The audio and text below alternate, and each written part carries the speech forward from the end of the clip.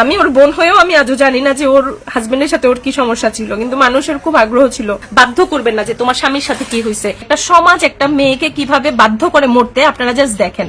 আমার বোন কালকে চলে গেছে পৃথিবী ছেড়ে। ও মরতেও চায় নাই, বা ওর মরার কোনো ইচ্ছেও ছিল না, বা ওর মরার কথাও ছিল না। ওর বিয়ে হয়েছে গত বছরের এপ্রিলে। তো আজকে আপনাদের সাথে যে কথাগুলো শেয়ার করব, এটা আমার মনে হয় যে আমাদের সমাজে অনেক মেয়ের সাথে ঘটে, এবং ঘটে। এটা এমন কেউ নাই যে আপনারা বলবেন না যে না আমার প্রোফাইল একজন আছে তার সাথে ঘটে নাই, ঘটে, অনেক মেয়েদের সাথে ঘটে। তো আমার আসলে ওই মেয়েদের হয়ে কিছু কথা শেয়ার করার ইচ্ছা হইল আজকে। তো আমার বোনটার বিয়ে হয় গত এপ্রিলে। তো এপ্রিলে বিয়ে হওয়ার পরে ওর দুনিয়াতে ওর বাবাই একমাত্র ছিল যে ওকে ভালোবাসতো। তারপরে ওর সাথে আমার পরিচয় হয় 2019 সালে। 2019 সালের পরে ও এটা মনে প্রাণে বিলিভ করতো যে ওর বাবার পরে যদি ওকে কেউ ভালোবাসতো সেটা হচ্ছে আমি। হ্যাঁ, ওর মা ওকে ভালোবাসতো, সে মা বাবার পরে, মানে ওর মা বাবার পরে যদি ওকে দুনিয়াতে কেউ ভালোবাসতো সেটা ওকে আমি ভালোবাসি। এবং ও দুনিয়াতে দিদি বলতে আমার প্রতি ও এতটাই ডেডিকেটেড ছিল। ওর বাবা নাই, ওর বাবা মারা গেছে আরো 11 বছর আগে। ও আর ওর মা সবসময় বলতো আমি মরে গেলে আমার মেয়েটাকে কে দেখবে। আমি বলতাম যে মাসিমা তুমি কষ্ট পাও না, তুমি মরে গেলে তোমার মেয়ের চিন্তা তোমার করতে হবে না, তোমার মেয়ে বিন্দাস আছে, তোমার মেয়ে ভালো আছে, তোমার মেয়ে স্বনির্ভর, সে চাকরি করে, সে সরকারি এমপ্লয়ি, তাকে দেখার জন্য লোকের অভাব হবে না, তুমি ওকে নিয়ে টেনশন করো না। তো শুধুমাত্র ওর মায়ের টেনশন কমানোর জন্য সে বিয়ে করে 2024 এপ্রিলে সে বিয়ে করে, শুধুমাত্র মায়ের মন রক্ষার্থে বিয়ে করে। তার বিয়েতে কোনো ধরনের মত ছিল না, কারণ সে আসলে বিয়ে করতে চায় নাই, সে একাই থাকতে চাইছে। এবং সে একা যে কতটা হ্যাপি ছিল মেয়েটা, সেটার নমুনাই আমি আপনাদের সাথে শেয়ার করব। তো বিয়ে করে, এবং বিয়ের ঠিক 2 দিন পরে সে আমাকে বলে দিদি আমি ভালো নাই, আমি বিয়েটা করে ভুল করে ফেলছি। তো একটা মেয়ে যখন বিয়ের দ্বিতীয় দিনের মাথায় আপনাকে এই কথাগুলো বলবে যে ও ভালো নাই বা ও কষ্টে আছে, তখন না আপনাকে বুঝতে হবে যে একটা মেয়ে বিয়ের 2 দিন পরেই যখন বলছে সে ভালো নাই, তার মানে সে ভালো নাই। এই বিয়েতে আর তাকে জোরাজুরি করার কিছু নাই।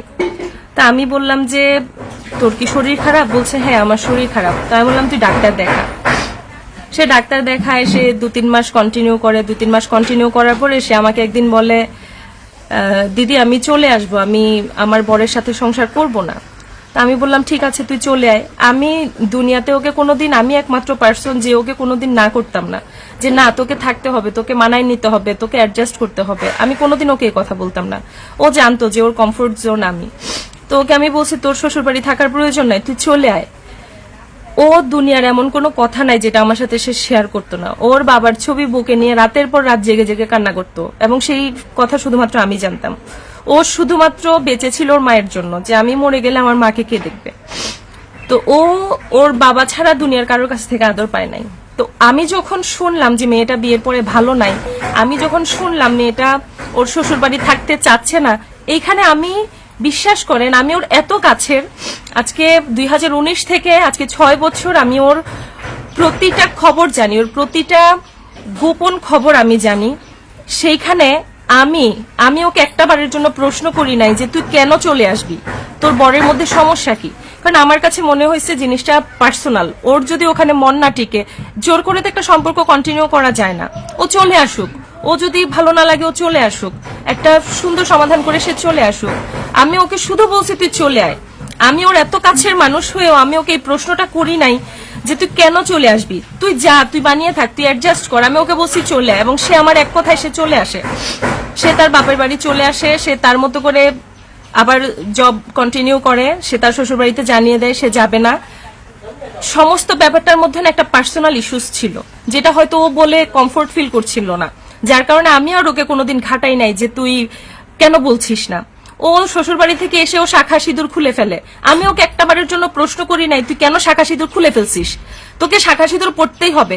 ও যদি মনে করে ও শাখা সিঁদুর খুলে থেকে ও ভালো থাকবে, ওকে শাখা সিঁদুর খুলতে হবে। এখানে জোর জবরদস্তি করার কিছু নাই।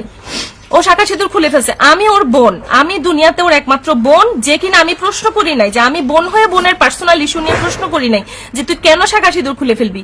আমি ওকে বলছি যে তুই যদি চলে আসি সেটা মিউচুয়াল কর, তুই ডিভোর্স নিয়ে নে। সে বলছে দিদি আমি ওইভাবে এগোবো, আমি এখন চলে আসছি, আমি এখন আর কন্টিনিউ করবো না। আমি বলছি আচ্ছা তুই করিস না।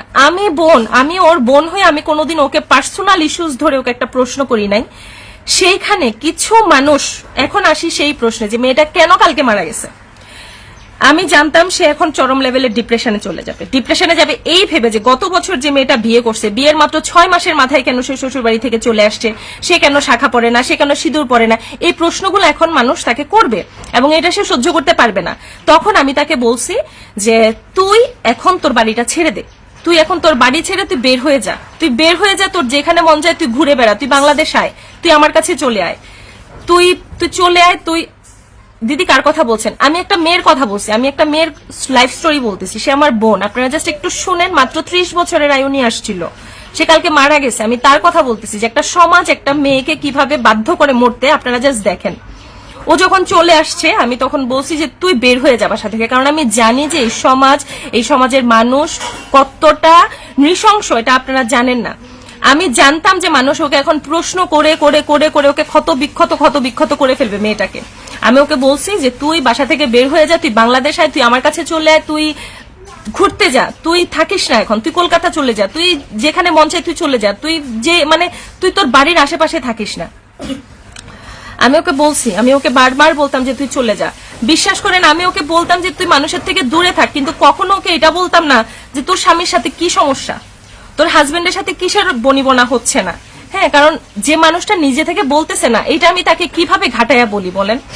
কিন্তু দেখেন ওর পাড়া প্রতিবেশী ওর বাসায় বিকেলবেলা আসতো, কাকি জেঠিমারা আসতো ওর বাসায় খোঁজ নেওয়ার জন্য ও কেন শাখা খুলে ফেলছে। ওর কাকিরা আসতো, ওর পাড়ার কাকিমারা আসতো, ওর যে অফিস করতো অফিসের কলিগেরা আসতো, কলিগদের বউরা আসতো, পাড়ায় যে দোকানদার ছিল দোকানদাররা ওকে দেখলে টিটকারি মারতো। হ্যাঁ, যে 2 দিনও হয় নাই বিয়ে করছে চলে আসছে। আচ্ছা ভাই, আমাদের সমাজে একটা মেয়ে বিয়ে করলেই কি শেষ ওর জীবনটা? ও তো বিয়ে করছে, বিয়ের আগের লাইফ আর বিয়ের পরের লাইফ দেখেন, বিয়ের পরে 8টা মাসও তো মেয়েটা জীবিত নাই। তো একটা মানুষ যদি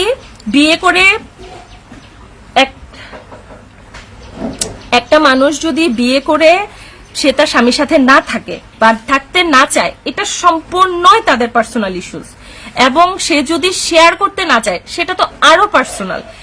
এখন বলি আমি কার কথা বলতেছি। আমি বলতেছি যে আপনারা পুচি ফ্যামিলিতে আমাকে দেখতেছেন, এই পুচি ফ্যামিলির মাধ্যমে আপনারা আমাকে চিনেন।